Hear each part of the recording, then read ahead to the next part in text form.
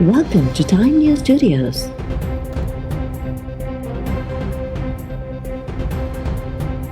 You are watching 12 p.m. Bulletin.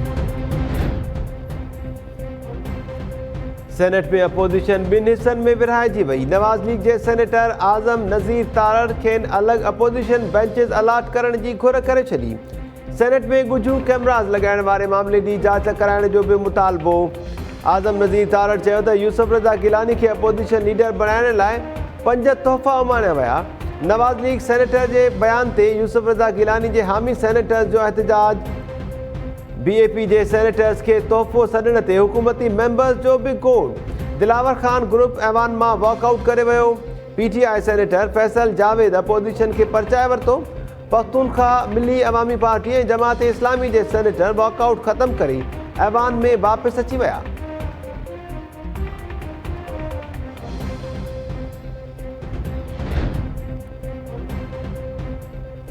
समूरी opposition खे गॾु खणी हलंदुसि। अवाम खे रिलीफ ॾियण में हुकूमत खे ॾुखियायूं थियूं त उन जो बि आवाज़ बणजंदासीं। सेनेट में अपोजिशन लीडर यूसुफ रज़ा गिलानी जो ख़िताब। यूसुफ रज़ा गिलानी चयो आहे त इख़्तिलाफ़ राय जमहूरियत जो हुस्न आहे। इहो न सोचणु घुरिजे त मुंहिंजे बारे में कंहिं छो ऐं छा ॻाल्हायो। अवाम जी तर्जुमानी असांजो फ़र्ज़ु आहे। मुल्क खे पेश आयल चैलेंजिस खे मुंहुं ॾियण लाइ गॾिजी कमु करणो पवंदो। मूंखे ॿुधायो वेंदो हो त सेनेट में सीनियर्स हूंदा आहिनि। आउं त हिते रुगो नौजवान पियो ॾिसां। यूसुफ रज़ा गिलानी अहमद फराज़ जो शेर पढ़ंदे चयो त इहो शेर खेसि हुकूमती सेनेटर शिबली फराज़ ॿुधायो हो। क़ौमी असेंबलीअ में शाइरीअ जो घणो ज़ौक़ आहे।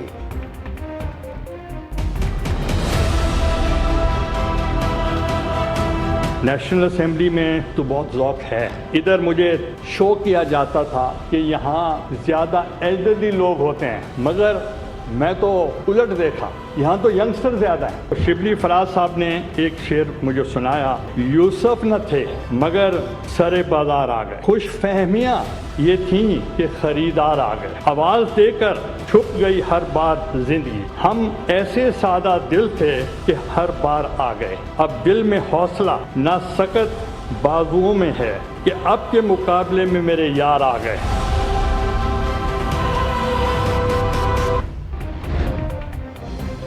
अपोजिशन इत्तेहाद ऐं PTM जी तहरीक खे नुक़सान पहुचाइण वारो क़दम छो खयो?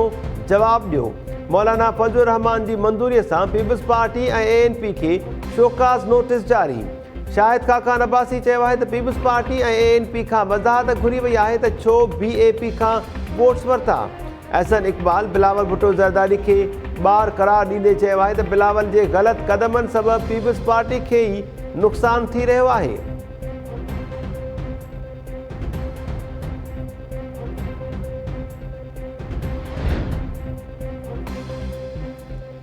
पाकिस्तान में कोरोना वायरस खे वधीक 43 शहरी फौत थी विया।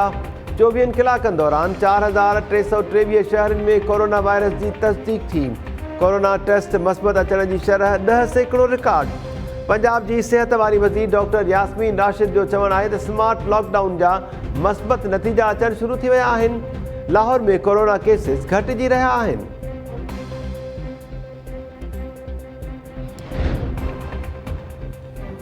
सिंध में सुभाणे खां 8 दर्जे ताईं जा समूरा तालीमी इदारा बंदि थी वेंदा। तालीम खाते 6 अप्रैल खां 15 ॾींहनि लाइ तालीमी इदारा बंदि करण जो नोटिफिकेशन जारी करे छॾियो। National command and operation centre में तालीम ऐं सिहत जे वज़ीरनि जो इजलास बि सुभाणे तलब। तालीमी इदारा वधीक बंदि रखण या खोलण बाबति फ़ैसिले जो इम्कान। इम्तिहाननि वारो मामिलो बि गौर हेठि ईंदो।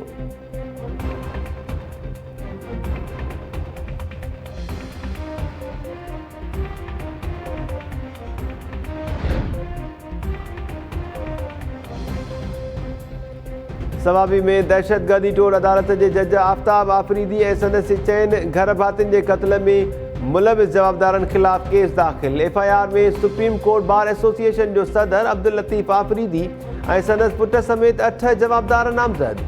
अब्दुल लतीफ़ आफरीदी क़त्ल केस में मुलविस हुअण वारा इल्ज़ाम रद्द कंदे चयो आहे त पुलिस अणधुरी जांच करे असां साण सहकार कंदासीं। जज जे क़त्ल ख़िलाफ़ मुख़्तलिफ़ शहरनि में अदालती कार्रवाइनि जो बाइकॉट।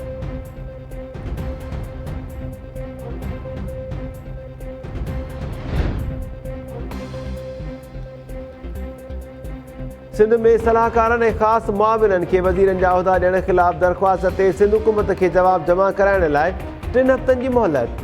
सिंध हाई कोर्ट सूबाई हुकूमत खे ईंदड़ ॿुधणीअ ते हर सूरत में जवाबु जमा कराइण जो हुकुम ॾेई छॾियो। दरख़्वास्त गुज़ार मौक़िफ़ इख़्तियार कयो त सलाहकार, ख़ासि मुआविन ऐं कोऑर्डिनेटर काबीना इजलास में शिरकत कंदा आहिनि जेका कानून जी भञ कड़ी आहे। सलाहकारनि जी मुक़ररीअ सां क़ौमी नाणे खे अरबे रुपयनि जो नुक़सान थी रहियो आहे।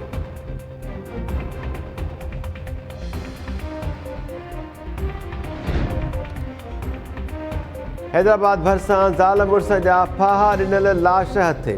टंडो फज़ल वारे इलाइक़े में नौजवान जेठो कोहली ऐं संदसि ज़ाल राणी कोहली जा लाश हथाया।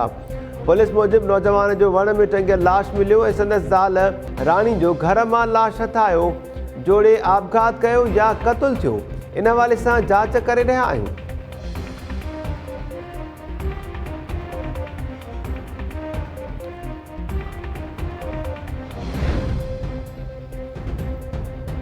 सेवन वेझो ट्रक जो कार खे टक्कर, ॿार ऐं औरत समेत 4 ॼणा फौत।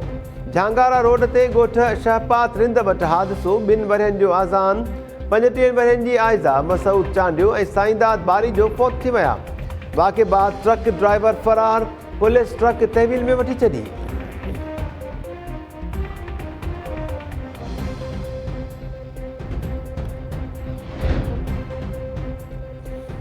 सिंध हाई कोर्ट में 5G टेक्नोलॉजी ते पाबंदीअ बाबति दरख़्वास्त ते PTA इख़्तियारनि खे नोटिस जारी। दरख़्वास्त ते ॿुधणीअ दौरान जस्टिस मोहम्मद अली मज़हर सवाल कयो त 5G कीअं सिहत लाइ ख़तरनाक आहे। छा 5G जो कंहिंखे लाइसेंस ॾिनो वियो आहे? दुनिया टेक्नोलॉजीअ में अॻिते वधी रही आहे ऐं असां पाबंदी लॻाए छॾियूं। दरख़्वास्त गुज़ार मौक़िफ़ इख़्तियार कयो त 5G जे तजुर्बनि सबबि ख़तरनाक नतीजनि जूं शाहिदियूं मिलियूं आहिनि। 5G सां माहौल ऐं हवा नुक़सानकार आहे। अदालत PTA इख़्तियारनि खे नोटिस जारी कंदे जवाबु तलब करे वरितो।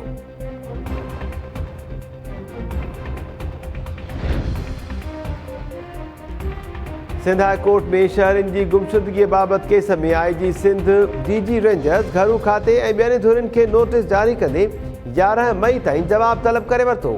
अदालत जो गुम थियल शहरनि खे फौरी तौर बाजाब कराइण जो हुकुम।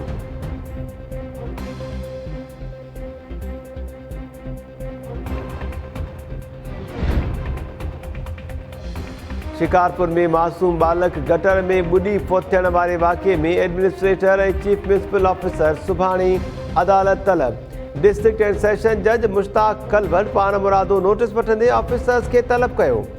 गुज़िरियल ॾींहुं ठारोपर महले में 6 वरहनि जो अयान अली जलबानी गटर में ॿुॾी फौत थियो हो।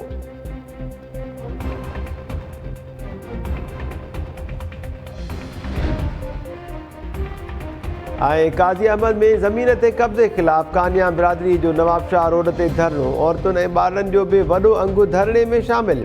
मुज़ाहिरीन इल्ज़ाम हयो आहे त बिरादरी जे बासरनि ज़मीन ते कब्ज़ो करे वरितो आहे।